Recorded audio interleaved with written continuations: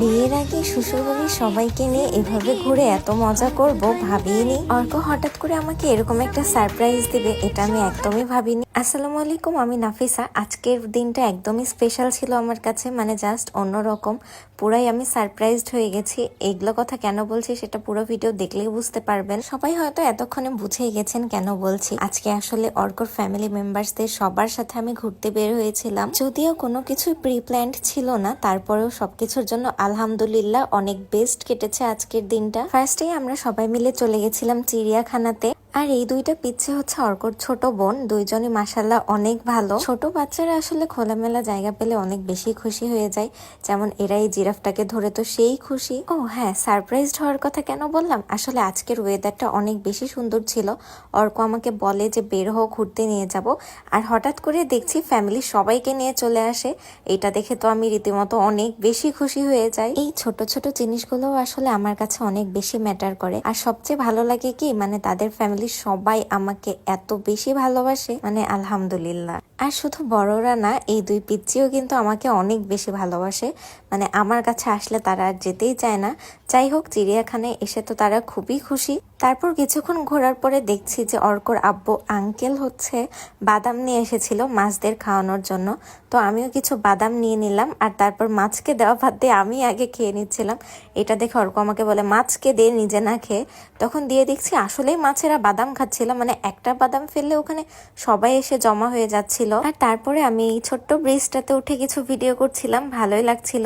মানে আজকের ওয়েদারটা অনেক সুন্দর ছিল। আর এটা আসলে চিড়িয়াখানা না, এটা এখন পার্ক হয়ে গেছে। আর হ্যাঁ, ফার্স্টে যেটা বললাম যে বিয়ের আগে শ্বশুরবাড়ির সবার সাথে ঘুরছি, এটা কিন্তু মোটেও আমার কথা না। আমার লাস্ট ভিডিওতে এটা আপনারা সবাই কমেন্ট করেছেন, এজন্যই বললাম। আর আরেকটা কথা, এত অল্প সময়ে যে আপনারা সবাই আমাকে এত বেশি সাপোর্ট করেছেন বা ভালোবাসা দিয়েছেন, এই সবকিছুর জন্য আমি আসলে আপনাদের কাছে কৃতজ্ঞ। যাই হোক, একটু পরেই দেখছি এখানে সবাই মিলে কি যেন দেখছে। তো আমি যে বলি কি, তারপর বলে যে কুমির। আর একটু পরে আমি আসলে দেখতে পাইনি, তারপরে দেখি যে এটা আসলে কুমির না, এটাকে মেবি ঘড়িয়াল বলে। যাক, চিড়িয়াখানায় কোনো তো পশু প্রাণী আছে, এটা দেখেই ভালো লাগলো। সবাই মিলে আসলে অনেক মজা করছিলাম। আর একটু পরে সূর্য দেখে অনেক ভালো লাগছিল, মানে এখন ডুবতে চলেছে। আর এদের দুই বোনের কথা কি আর বলবো, এরা যেরকম সুন্দর সেরকম দুষ্ট, মানে অনেক বেশি দুষ্ট। এদের দুইটাকে সামলাতে আমি একদম নাজেহাল হয়ে যাচ্ছিলাম। আর একটু পরেই আফিয়ার মেধা আমার জন্য নাগরদোলার টিকিট নিয়ে আসে, মানে তারাও চড়বে আর আমাকেও নিয়ে যাবে। তারপর আমরা সবাই মিলে নাগরদোলাতে চড়ার জন্য চলে যাই। আর নাগরদোলাতে চড়ে তো আমার ভয় ভয় লাগছিল। মানে চিড়িয়াখানার এই নাগরদোলাটাই আমার আগে কখনো চড়া হয়নি।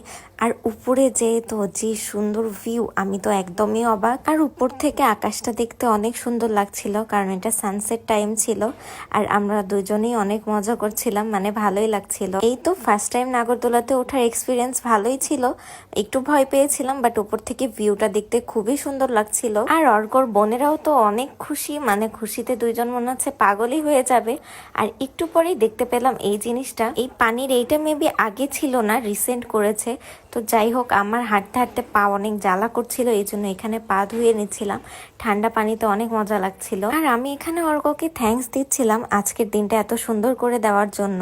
শুধু ওর সাথে ঘুরলে আসলে এত ভালো লাগতো না। আর একটু পরে আফিয়ার মেধা জেদ করে যে আইসক্রিম খাবে, এই জন্য আমি তাদের জন্য আইসক্রিম নিয়ে নিই। আর এখানে আমরা তিনজনেই খাচ্ছিলাম আইসক্রিম। এরপর আমরা সবাই মিলে একটু টি বাঁধে চলে আসি, যেহেতু পাশেই টি বাঁধ। আর আমি তখনও দাঁড়িয়ে দাঁড়িয়ে আইসক্রিমই খাচ্ছিলাম। আর একটু পরে আমরা সবাই মিলে ফুচকা অর্ডার দিই। ভেবেছিলাম সবাই মিলে গল্প করবো আর ফুচকা খাবো, ভালোই লাগবে। সবাই মিলে গল্পও করছিলাম, সেটাও ঠিক ছিল। But the worst part is ফুচকার টেস্ট এত বাজে ছিল, মানে আমার লাইফে খাওয়া সবচেয়ে জঘন্য ফুচকা এটা। কিন্তু কি আর করার, টাকা দিয়ে যখন নিয়েই ফেলেছি তখন তো খেতেই হবে। আসলে কেউই পছন্দ করেনি এখানকার ফুচকা। টিবাদের ফুচকা আসলে ভালো লাগে, কিন্তু অন্য সাইডে সেটা। আমাদের ঘুরফি শেষ করতে করতে প্রায় সন্ধ্যায় হয়ে যায়। আর এখন আমি আঙ্কেল আন্টি সবাইকে বিদায় দিয়ে বাসায় চলে আসি। তো আজকের ভিডিও ছিল এই পর্যন্তই। সবাই ভালো থাকবেন, আল্লাহ হাফেজ।